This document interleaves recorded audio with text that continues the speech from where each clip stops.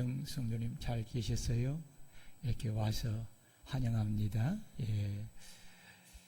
오늘 우리 설교 제목을 다 같이 한번 크게 읽겠습니다. 시작. 마땅히 행할 길을 아이에게 가르치라. 여러분, 5월은 가정의 달이지요. 교회에서는 첫 주일을 어린이 주일로, 둘째 주일은 어버이 주일로, 또 넷째 주일은 부부 주일로 이렇게 지킵니다. 이 세상의 모든 것이 다 창조주 하나님으로부터 만들어지고 세워졌습니다. 하나님이 세우신 것 중에 가장 중요한 두 개의 공동체가 있는데, 하나는 가정이고 둘째는 교회입니다. 이 두 공동체는 사랑의 공동체입니다. 인간은 이 두 공동체 안에 거하며 세우신 목적을 따라 하나님이 보여주신 사랑으로 행할 때 진정한 행복을 누리게 되는 것입니다. 하나님께서 당신의 형상으로 사람을 남녀로 만드시고 짝을 지어 가정을 이루어 주시면서 주신 가장 큰 선물은 바로 자녀입니다. 그래서 자녀는 가정의 꽃이요, 교회의 꽃이요, 사회와 국가의 꽃입니다. 꽃이라는 것은 참으로 아름다운 것으로 사람의 마음에 가장 기쁨을 주는 요소 중에 하나입니다. 예수님은 어린아이들을 참으로 사랑했습니다. 예수님은 전례대로 습관을 따라 모여드는 사람들에게 하나님의 말씀을 가르치고 계셨습니다.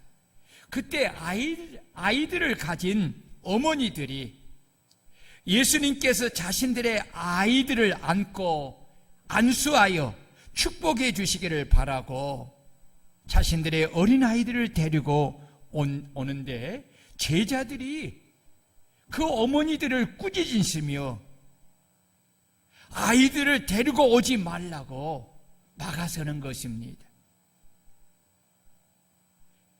제자들이 하는 그 모습을 보신 예수님은 제자들을 향하여서 고맙다, 그래 너희가 그래야 내 제자지, 이렇게 칭찬하는 것이 아니라 그 온유하신 예수님이 불같이 화를 내시면서 제자들에게 이르시기를, 어린아이들이 내게 오는 것을 허락하고 막지 말아라. 하나님의 나라는 이런 어린아이와 같은 사람들의 것이니라. 내가 진실로 너희에게 이르노니 누구든지 하나님의 나라를 어린아이와 같이 받들지 않는 자는 결단코 그곳에 들어가지 못하리라고 하시면서 그 어린아이들을 안으시고 그 아이들의 머리에 손을 얹어 안수하시고 축복해 주셨습니다. 이런 모습은 우리 예수님이 어린아이들을 얼마나 사랑하셨는지를, 그리고 그 어린아이들을 얼마나 소중하게 여기셨는지를 행동으로 보여주신 것입니다. 사실 예수님이 사역하신 2000년 전의 유대인들은 어린아이들을 인격적인 존재로 여기지 않았습니다. 실례로 예수님께서 보리떡 5개와 물고기 2마리로 축사하여서 수를 셀 수 없는 많은 사람들에게 나누어 주니 그들이 다 배불리 먹고 남은 조각이 12바구니에 가득 차게 되었습니다. 이때 보리떡 5개와 물고기 2마리를 주님께 헌신하여 드린 사람이 누구냐면 바로 어린아이입니다. 이러한데도 마태복음 14장 21절에는 먹은 사람은 여자와 어린이 외에 5,000명이나 되었더라 라고 합니다. 이 말씀은 그 당시의 사람들이 어린아이들과 여자를 사람의 수에 넣지 않았다는 것은 여자와 어린아이들을 인격적으로 대하지 않았다는 것을 말하는 것입니다. 어린아이들과 여자들에 대한 이런 인식의 문화는 동서고금을 막론하고 오랜 시간 동안 지속한 일이고, 지금도 이슬람에서는 이런 인식 속에 살고 있습니다. 그런데 주님은 2000년 전에 이러한 문화적 환경 속에서도 인간을 창조하신 목적을 따라 어린아이들과 여자를 소중한 인격체로 대하고 그들을 사랑하시는 것을 제자들과 사람들에게 나타내 보여주심으로 사람들이 가진 잘못된 인식을 고쳐주시고자 한 것입니다. 종교심리학자들에 의하면 6살부터 8살 때에도 회심할 수 있다고 합니다. 아이들은 10살에서 11살 때 가장 많은 변화가 일어나고 12살에서 16살 때는 가장 확고하게 변화의 경험을 갖게 된다고 합니다. 그런데 20세가 넘어가면 변화의 속도가 급속하게 줄어든다고 합니다. 이는 이성이 가장 왕성하게 발달하므로 성년이 되면 종교 교육하기가 대단히 어려워진다는 것을 말하는 것입니다. 진실로 그렇습니다. 제가 수년 동안 인덕대학교에 가서 1학년 학생들에게 복음을 전해보니 정말 어렵다는 것을 실감하게 됩니다. 600-700명 모여놓고 하나님의 말씀을 전하면 이렇게 집중하여 듣는 학생들이 많지 않아요. 또 각 과에 가가지고 1시간씩 이렇게 기독교의 복음을 이렇게 가르치다 보면 거기서도 집중하여서 듣는 학생들이 많지 않아요. 그러면서 정말 이성이 이제 아주 발달해가는 20세 되는 이런 학생들에게 복음을 가르친다는 것이 참 어렵다라는 생각을 가지게 됩니다. 성인이 되어서는 순수하게 성경의 말씀을 하나님의 말씀으로 받아들이기보다는 환난을 겪고 어려움을 당할 때, 그리고 내 힘과 능력으로 해결할 수 없는 환경에 처할 때, 그때서야 신을 찾게 되고 하나님의 말씀을 받아들이게 된다는 것입니다.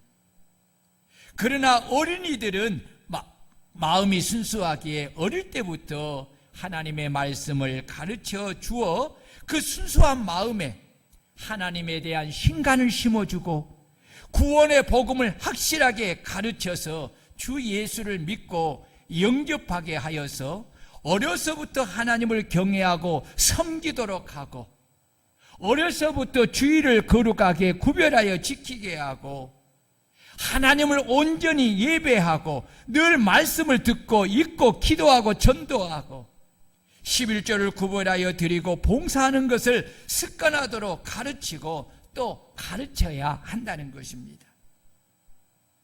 그래서 유대인들은 유치원부터 초등학교, 중학교, 고등학교 때까지 성경에 기록된 신명기 6장의 말씀과 오늘 본문의 말씀을 따라 오전 시간에는 철저하게 성경을 가르쳐서 아이들의 심령 속에 하나님에 대한 신개념을 확실하게 심어주는 교육을 그렇게 한다고 합니다.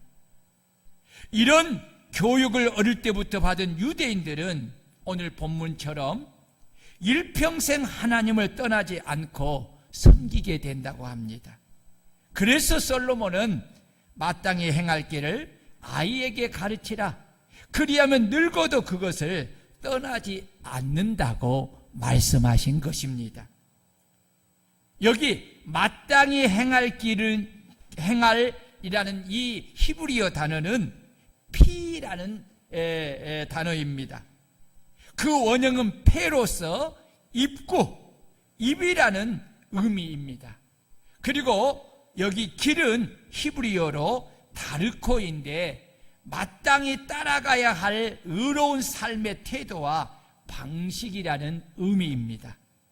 그러므로 마땅히 행할 길을 아이에게 가르치라는 말씀은 하나님의 말씀을 가르침으로 마땅히 따라가야 할 의로운 삶의 태도와 방식을 아이의 입에 넣어주라는 그런 의미입니다. 그렇다면 사람이 마땅히 따라가야 할 의로운 삶의 태도와 방식은 무엇일까요?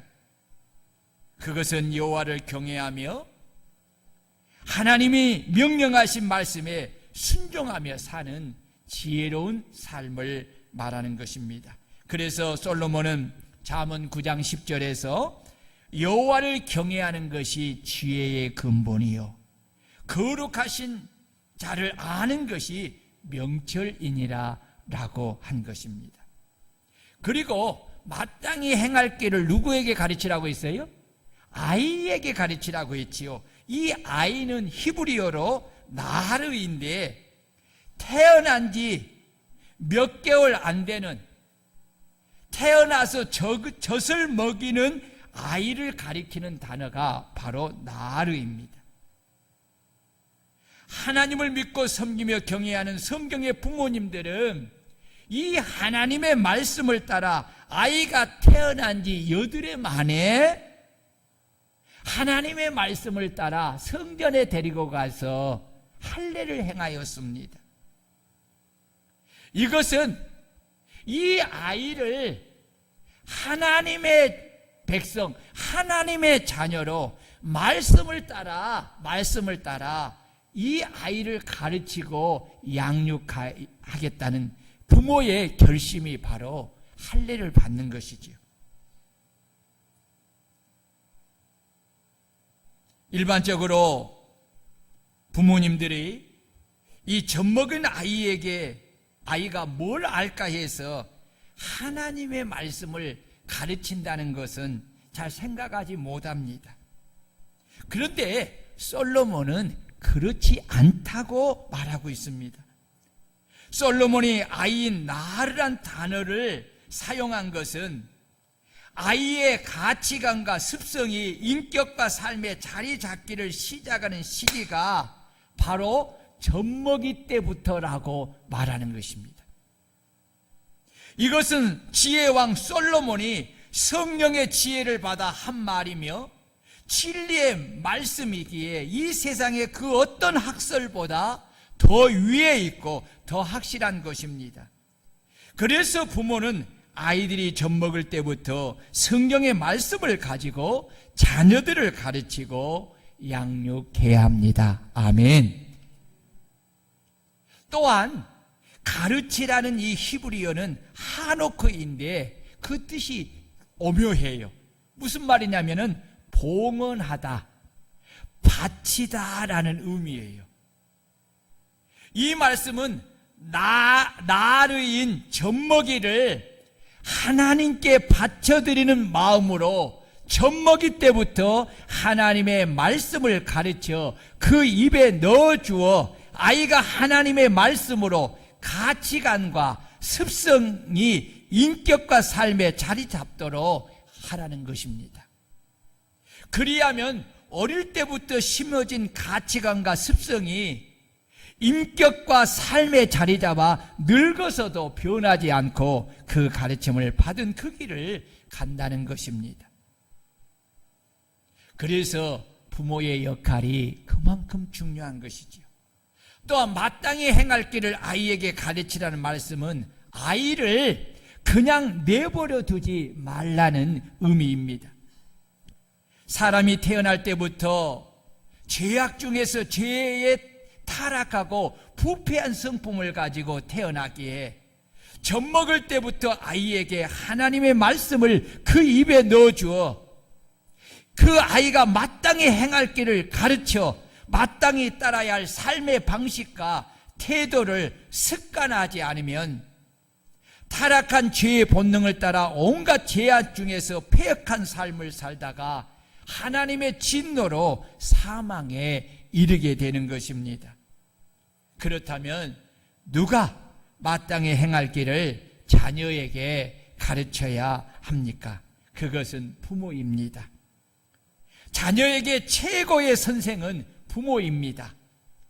하나님은 부모에게 자녀를 잉태하여 해산하게 함으로 자녀가 생명을 얻고 양육과 교육을 받으며 온전한 인격체로 자라 성장하여서 사회의 일원이 되게 합니다. 하나님은 부모에게 자녀를 맡기면서 자신의 아이를 가르치는 선생의 사명을 주시고 명령하시기를, 마땅히 행할 길을 아이에게 가르치라고 하신 것입니다.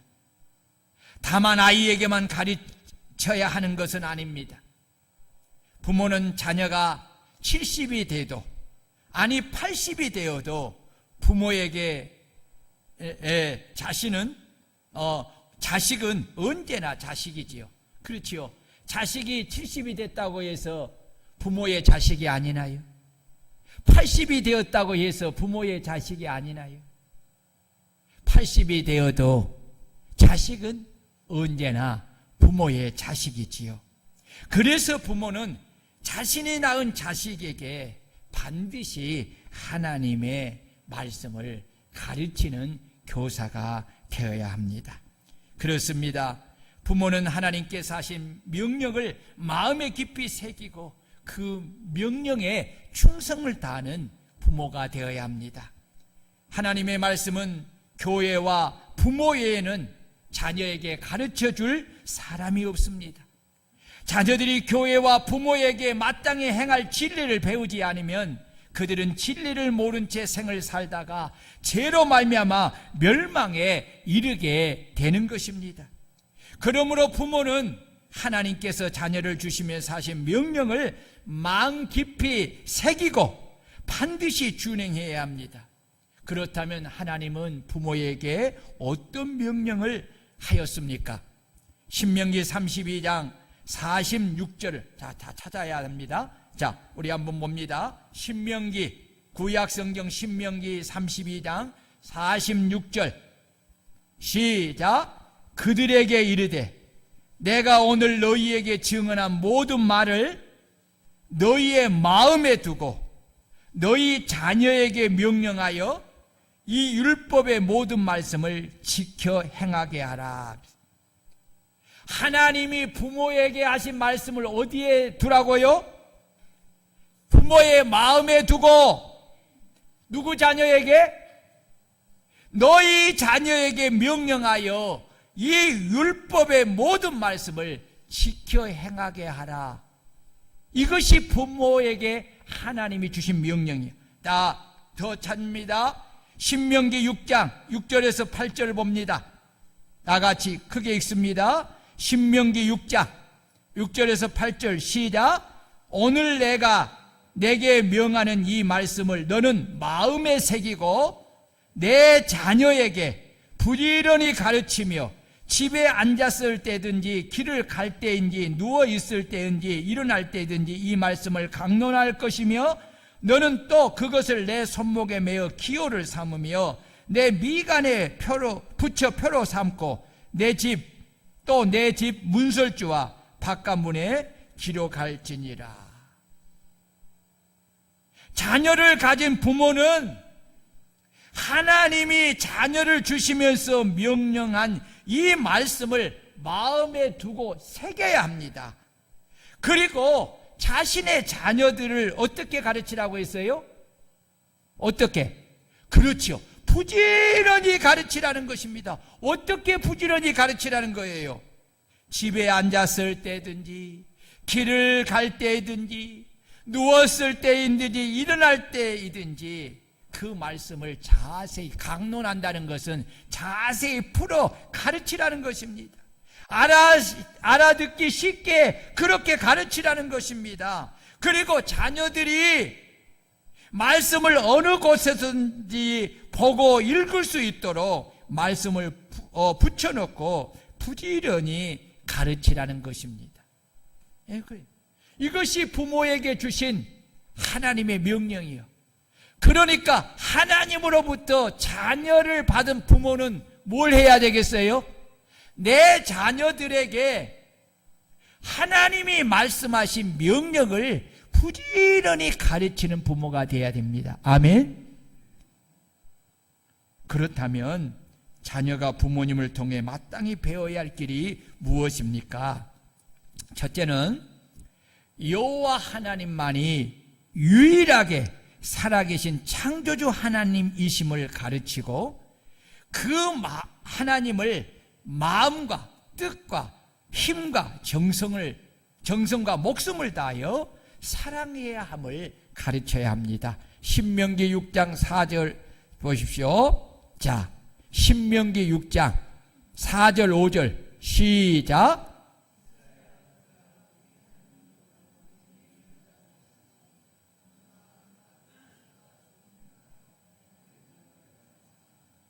그러니까 우리 자녀들에게 우리가 믿는 여호와 하나님만이 유일하신 창조주 하나님, 살아계신 하나님이심을 가르쳐 줘야 돼. 그리고 그 하나님을 온 마음과 뜻과 힘을 다하여서, 목숨을 다하여서 뭐라고? 사랑해야 함을 가르쳐야 된다는 거예요.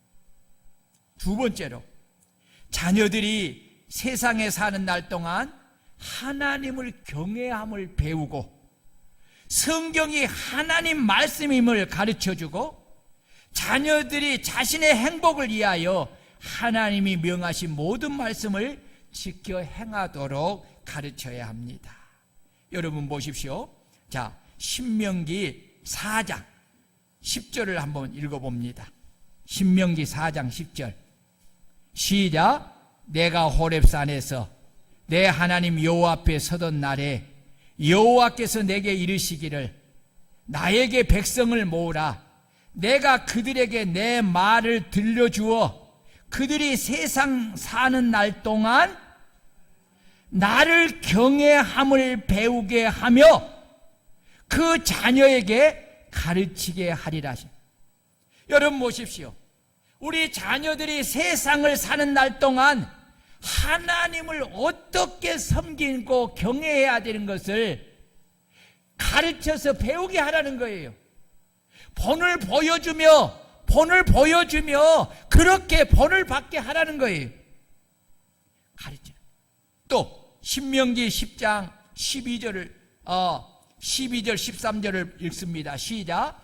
이스라엘아, 내 하나님 여호와께서 내게 요구하는 것이 무엇이냐? 곧 내 하나님 여호와를 경외하며 그의 모든 도를 행하고 그를 사랑하며 마음을 다하고 뜻을 다하여 내 하나님 여호와를 섬기고. 시작.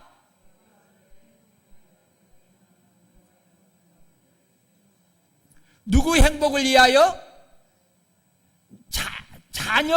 자신과 자녀의 행복을 위하여 하나님이 명령하신 말씀을 지켜야 된다는 거예요. 이것을 자녀들에게 가르쳐요. 여러분, 우리 자녀들이 행복하기를 원하십니까? 그러면 우리 자녀들이 행복할 수 있도록, 행복한 삶을 살 수 있도록 하나님을 경외하는 것을 가르쳐 줘야 돼. 그리고 하나님의 말씀을 지켜 행하도록 가르쳐야 된다. 누구에게 이 사명이 주어진 거예요? 부모에게. 세 번째는 뭘 가르쳐야 합니까?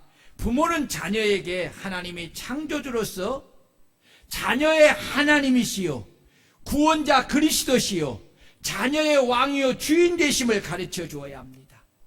그리고 주일은 주님이 정하신 주님의 날이기에 반드시 주일을 거룩하게 구별하여 지키는 것을 가르쳐 주어야 합니다. 11조는 하나님의 것이고 11조는 모든 생활에 필요한 물질 축복의 씨앗임을 가르쳐서 모든 소득의 11조를 구별하여 하나님께 드리라고 가르쳐 주어야 합니다. 신명기 20장 8절을 보면 안식일을 기억하여 거룩하게 지키라. 엿새 동안은 힘써 내 모든 일을 행할 것이나 일곱째 날은 내 하나님 여호와의 안식이는지 너나 내 아들이나 내 딸이나 내 남종이나 내 여종이나 가축이나 내 문 안에 머무는 객이라도 아무 일도 하지 말라. 사람이 어찌 하나님 것을 도둑질하겠느냐? 그러나 너희는 나의 것을 도둑질하고도 말하기를 우리가 어떻게 주의 것을 도둑질하였나이까 하는도다. 이는 곧 11조와 봉헌물이라. 만군의 여호와가 이르노라. 너희의 온전한 11조를 창고에 들여 나의 집에 양식이 있게 하고 그것으로 나를 시험하여 내가 하늘문을 열고 너희에게 복을 쌓을 것이 없도록 붙지 아니하나 보라. 여러분 보세요. 이런 것을 누가 가르쳐야 되느냐? 부모가 가르쳐야 돼요. 부모가 어떻게 가르칩니까? 아이들에게 이러한 것을 현장에서 보게 해야 돼요. 내가 소득을 가졌을 때에 아이들을 앉혀놓고 가정 예배를 드리든지 앉혀놓고 그런 것을 어떻게 하나님 앞에 드려야 된다. 말씀을 다 펼쳐놓고 이런 말씀에 의해서 이런 축복이 있기에 우리는 이렇게 해야 된다고 그렇게 해서 보여줘야 돼. 그러면 아이들이 어릴 때부터 그것을 배워서 자신들의 인격에 그렇게 새기는 거예요. 삶의 방식에 세우는 거예요. 그러면 늙어서도 그 길에서 떠나지 않고 그 일을 하는 거예요. 네 번째로, 자녀는 자신을 낳아 길러주신 부모님을 자식으로서 반드시 공경하며 받들고 효를 다하는 것이 자식이 마땅히 해야 할 도림을 가르치고 말씀에 순종하여 행할 때 이로 인하여 하나님께서 반드시 땅에서 내 생명이 길고 잘 되는 복을 누리는 것을 가르쳐 주어야 합니다. 여러분 신명기 5장 16절을 봅니다. 신명기 5장 16절 시작. 너는 내 하나님 여호와께서 명령한 대로 내 부모를 공경하라. 그리하면 내 하나님 여호와가 내게 준 땅에서 내 생명이 길고 복을 누리리라. 에베소서 6장을 보면 자녀들아 주 안에서 너희 부모에게 순종하라. 이것이 옳으니라. 내 아버지와 어머니를 공경하라. 이것이 약속 있는 첫 계명이니 이로써 내가 잘되고 땅에서 장수하리라. 여러분 보십시오. 부모를 공경하고 효하는 것이 하나님의 뜻임을 자녀들에게 말씀을 통해서 가르치라는 거예요. 여러분 이것을 안 가르치면요 자녀들은 절대로 할 수 없어요. 그러기 위해서는 내가 부모님께 잘 효하고 공경하는 것을 보여야 돼. 그러면서 자녀들이 자연스럽게 보면서 어떻게 부모님을 공경하는가를 보면서 자녀들이 배워서 그대로 행하게 돼요. 그대로 행하게 돼요. 여러분 자녀에게 가르쳐야 돼요. 그래서 자녀들에게 다음 주에 말씀드리겠습니다만 자녀들이 어떻게 부모를 효하고 공경하는 것을 여러분들이 자녀들에게 안 가르치면요 어리다고 안 가르치면 자녀는요 망나니가 돼요. 자기밖에 모르는 아이밖에 돼요. 패역한 자가 된다니까요. 그 원인이 부모에게 있어요. 다섯 번째로 무엇을 가르쳐야 되느냐? 예수님만이 유일한 하나님의 아들이시요 인간을 죄와 사망에서 구원하는 구원자 그리스도임을 가르쳐 주어야 합니다. 그리고 예수를 믿고 영접해야만 하나님의 자녀가 되어 천국에 갈 수 있음을 가르쳐 주어야 합니다. 예수를 믿지 않음으로 지옥을 가는 것을 가르쳐 주어야 합니다. 이것이 기독교의 복음을 가르쳐 주어야 합니다. 요한복음 14장 6절에 보면 예수께서 이르시되 내가 곧 길이요 진리요 생명이니 나로 말미암지 않고는 아버지께로 올 자가 없느니라. 여섯 번째 뭘 가르쳐야 합니까? 모든 기도의 응답은 오직 예수 그리스도 이름으로 기도할 때에만 응답이 있음을 가르쳐 주어야 합니다. 너희가 내 이름으로 무엇을 구하든지 내가 행하리니 이는 아버지로 하여금 아들로 말미암아 영광을 받으시게 하려 함이니라. 내가 진실로 진실로 너희에게 이르노니 너희가 무엇이든지 아버지께 구하는 것을 내 이름으로 주시리라. 예수의 이름으로 왜 기도해야 하는가, 그리고 기도하면 어떤 응답이 있는가를 가르쳐 줘야 돼요. 그리고 본을 보여줘야 돼. 그러면 자녀들이 어릴 때부터 하나님 앞에 기도하는 삶을 살게 되는 거죠. 천억을 물려주는 것보다 내가 하나님을 경외하고 섬기며 하나님께 기도하는 그것을 여러분들이 유산으로 남겨준다면 여러분들의 자녀들은 여러분들이 떠나도 절대로 빈궁한 자리에 거하지 않습니다. 7번째, 자녀가 무엇으로 심든지 심는 대로 거두게 하시는 하나님이심을 알게 주어야 합니다. 갈라디아서에 보면 6장에 보면 스스로 속이지 말라. 하나님은 업신여김을 받지 아니하나니 사람이 무엇으로 심든지 그대로 거두리라. 자기의 육체를 위하여 심는 자는 육체로부터 썩어질 것을 거두고 성령을 위하여 심는 자는 성령으로부터 영생을 거두리라. 여러분, 자녀들이 내가 무심하게 그냥 행하는 것으로 그냥 내가 기억 안 하면 없어진다, 그렇게 생각하도록 두면 안 돼요. 우리 자녀들이 무엇으로 행하는 것이든지 부모는 보지 못하고 선생님은 보지 못하고 친구는 보지 못한다 할지라도 하나님은 나의 모든 것을 다 보시고 내가 심은 것을 반드시 거두게 한다는 것을 알려줘요. 그래야 아이들이 하나님 앞에서 거룩한 삶을 살고 믿음의 삶을 살아갈 수가 있습니다. 여러분, 가정에서 자녀들에게 마땅히 행할 길을 가르치는 제일 좋은 선생은 아버지입니다. 자녀들에게 있어서 아버지라는 존재는 큰 영향력을 끼치는 존재입니다. 어린 자녀들이 어렸을 때 누구를 가장 많이 모방하느냐면 바로 아버지를 가장 많이 모방하고 아버지를 따르려고 합니다. 특히 아들들은 어렸을 때의 미래의 꿈을 물어보면 자신의 아버지처럼 되는 것이 꿈이라고 말을 합니다. 그러니 그런 아버지가 하나님을 섬기는 것을 중요하게 생각하고 아이의 손을 잡고 교회로 같이 나가서 하나님을 하나님께 예배드리는 모습을 보여줄 때 이 아이들에게는 어마어마한 영향력을 끼치게 되는 것입니다. 슈바이처 박사는 나는 유년 시절 아버지 손에 이끌려서 성전에 나아가서 예배에 참석함으로써 경건을 배우게 되었다라고 말했습니다.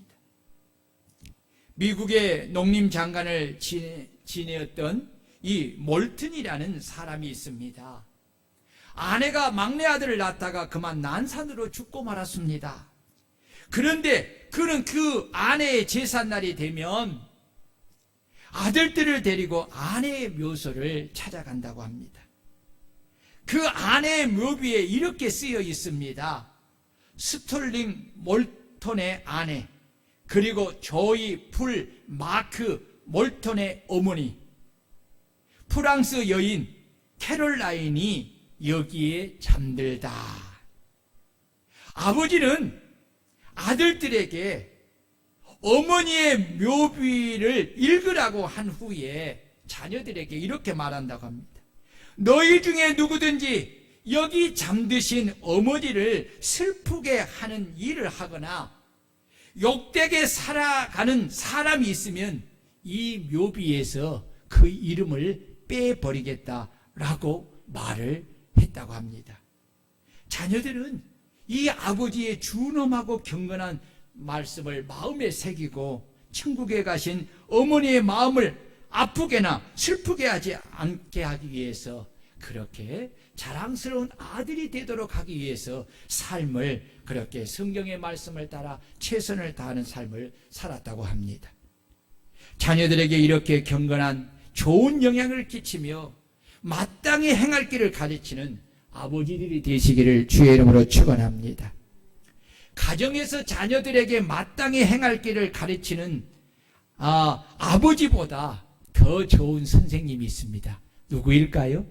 어머니입니다. 세상에서 자녀에게 어머니보다 더 좁고 더 정다운 사람은 없습니다. 그래서 자녀들은 어머니를 어머니라고 말하지 않고 엄마라고 부릅니다. 물론 아버지가 들을 때는 나도 아빠라고 부릅니다 라고 하지요. 아빠라고 부릅니다.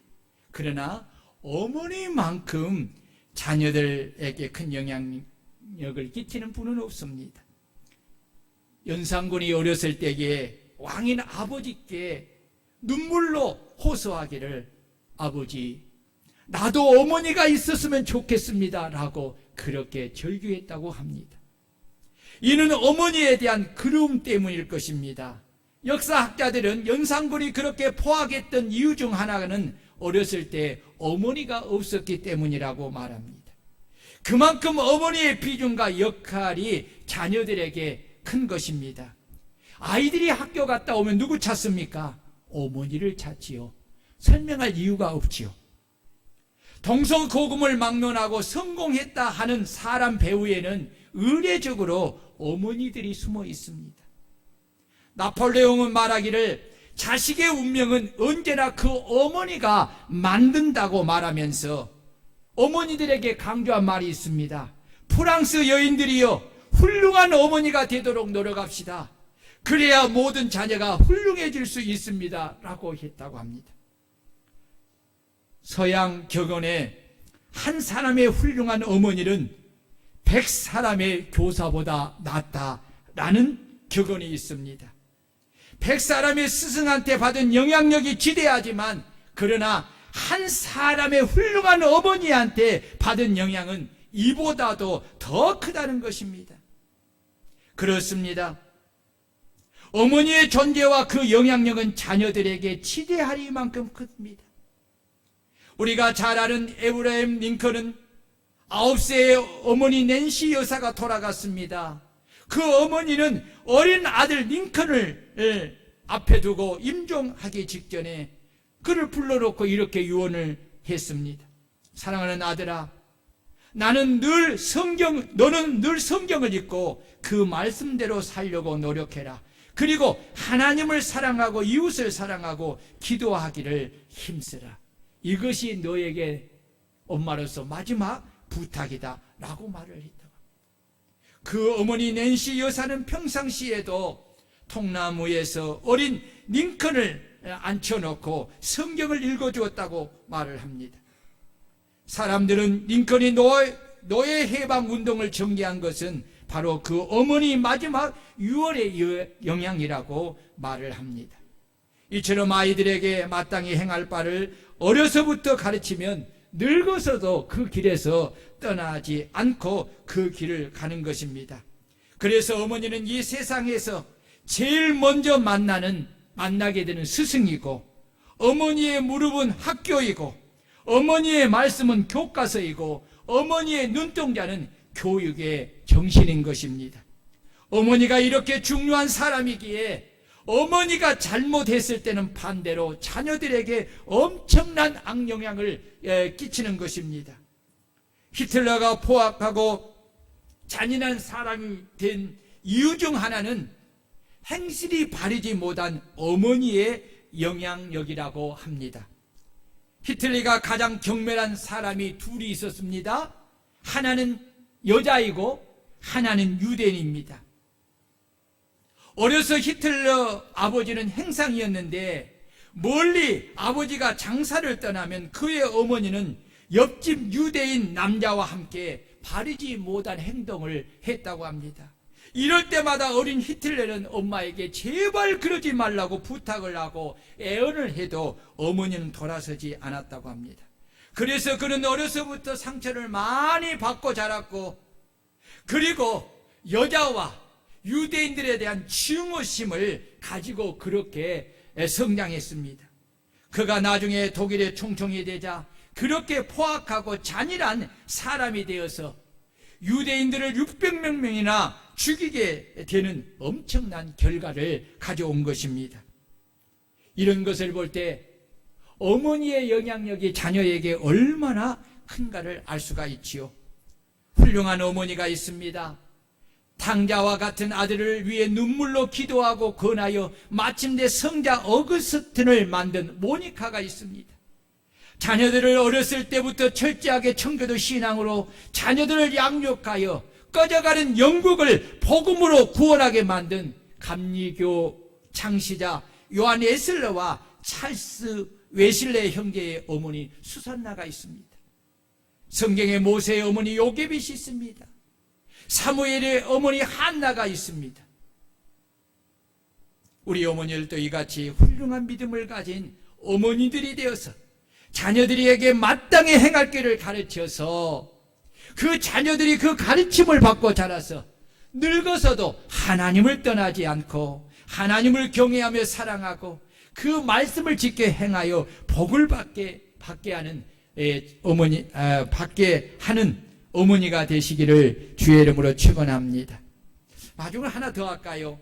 가정에서 자녀들에게 마땅히 행할 길을 가르치는 어머니보다 더 좋은 선생이 있습니다. 그것은 따뜻한 가정입니다. 물론 이 가정은 아버지와 어머니가 만드는 것입니다. 가족은 이 가정은 가족의 안식처이지요. 가정은 피와 사랑으로 뭉쳐진 장소입니다. 가정은 상호 경쟁하는 이해 집단이 아니지요. 시기와 질투가 있는 세상도 아닙니다. 내 것이 없는 혈육의 집단입니다. 그래서 이 철학자인 페스터틸로츠는 말하기를 가정은 도덕의 학교이다 라고 했습니다. 가정에는 안식이 있습니다. 평안함이 있습니다. 온종일 밖에 나가서 일하던 사람이 저녁이 되면 모두 다 집으로 돌아갑니다. 그곳에는 쉼이 있고 안식이 있기 때문입니다. 같은 환경이라면 그것이 초막일지라도, 이 같은 환경이라면 그것이 초막이랄지라도, 궁핍할 것이랄지라도 그것은 훌륭한 학교요 스승이요 교사인 것입니다. 어느 학자는 비행 청소년들에게 한 가지 뚜렷한 공통점이 있다고 말을 합니다. 그것은 그들에게는 좋은 가정이 없다는 것입니다. 사회적으로는 훌륭한 부모가 있고 부자 아버지와 유명 인사인 어머니가 있을지라도 안식할 가정이 없다는 것입니다. 그래서 집을 뛰쳐나가 밖으로 도는 것입니다. 물론 청소년기에 오는 사춘기에 접어든 자녀들은 좋은 가정, 안식하는 가정이 있어도 잘못된 생각에 빠져서 집을 뛰쳐나가는 일도 있습니다. 이런 상황 속에서도 가정은 스위트 홈이 되어야 된다는 거예요. 해피 투 비 홈이 되어야 한다는 것입니다.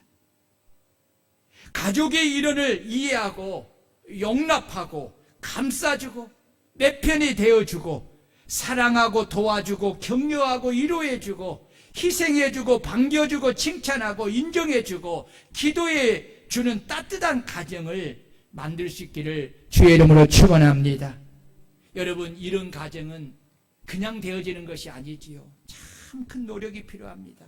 많은 인내가 필요합니다. 많은 기도가 필요합니다. 여러분, 그러나 행복한 이 가정을 만들기 위해서는 이만한 대가는 기꺼이 지불할 수 있어야만이 만들 수 있습니다. 여러분, 희생을 하여서 이런 가정을 만드시기를 축원합니다. 여러분, 가정에서 자녀들에게 마땅히 행할 길을 가르치는 따뜻한 가정보다 더 좋은 선생이 있습니다. 뭔 줄 아세요? 성경입니다. 우리 자녀들이 마땅히 행할 길을 가정에서 성경을 통해서 배워야 한다는 것입니다. 성경의 말씀은 교회에서만 배우는 것이 아닙니다. 가정에서 부모님을 통해서 어렸을 때부터 배워야 한다는 것입니다. 바울 사도의 수제자인 디모데는 어려서부터 가정에서 예조모 로이스와 어머니 유니게를 통해서 성경을 배웠습니다. 그래서 바울 사도는 또 어려서부터 성경을 알았나니, 누가? 디모데가. 성경은 능히 너로 하여금 그리스도 예수 안에 있는 믿음으로 말미암아 구원에 이르는 지혜가 있는 있게 하느니라. 모든 성경은 하나님의 감동으로 된 것으로 교훈과 책망과 바르게 함과 의로 교육하게 유익하니 이는 하나님 사람으로 온전하게 하며 모든 선한 일을 행할 능력을 갖추게 하려 함이니라. 여러분, 이 디모데가 바울을 만나서 그렇게 훌륭한 사람이 된 것이 아니에요. 그러기 전에 어렸을 때부터 애할머니 로이스에게 그리고 어머니 유니게를 통해서 성경을 배웠다는 것입니다. 그 성경을 배워서 자랐기 때문에 훌륭한 인격과 인품을 가지고 믿음을 가지고 그렇게 하나님을 경외해야 하는 믿음을 가지고 있었기 때문에 바울이 그를 데려다가 그렇게 하나님의 일꾼으로 더 크게 사용한 것입니다. 요즘 아이들은 가르칠 것이 너무나 많습니다. 학교에 갔다 오면 피아노를 가르쳐야지요, 컴퓨터를 가르쳐야지요, 영어, 수학, 미술, 정신이 없을 정도로 많은 것을 가르칩니다. 오늘 성경에서 부모에게, 자녀에게 가르치라는 말은 어떤 기능을 가르치라는 말이 아닙니다. 인간으로서 마땅히 행할 궁극적인 것, 하나님의 말씀인 성경을 가르치라는 것입니다. 성 어거스틴은 하나님이 없는 교육은 약삭빠른 악마를 생산할 뿐이다 라고 하였습니다. 교육하되 요령만 가르치고 기능만 가르치면 고등 사기꾼이 된다는 것입니다. 요즘 많이 배운 사람들이 더 크게 도둑질하고 그렇게 나쁜 짓을 하는 일들이 우리는 종종 봅니다. 그 이유는 많은 것을 배우기는 배웠는데 하나님 없는 교육이기에 자신의 죄의 욕망과 욕심을 제일로 추구하기 때문에 거기에 붙잡혀서 온갖 죄를 짓는 것입니다. 그래서 일본의 신학자 내총 감사는 말하기를 가정 건설에서 예수가 빠진 가정은 집단이지 가정이 아니다 라고 한 것입니다. 2차 세계대전 때 유대인을 600만 명을 학살한 히틀러의 1급 참모였던 괴링은 사형을 당하기 직전에 남긴 유서에서 이렇게 말했습니다. 내 어린 딸을 교회에 보내달라. 내 어린 딸을 교회에 보내달라고 그렇게 말하고 죽었습니다. 그는 그때서야 비로소 하나님의 존재를 알고 성경이 얼마나 중요한 것인 것을 그때야 깨달은 것입니다.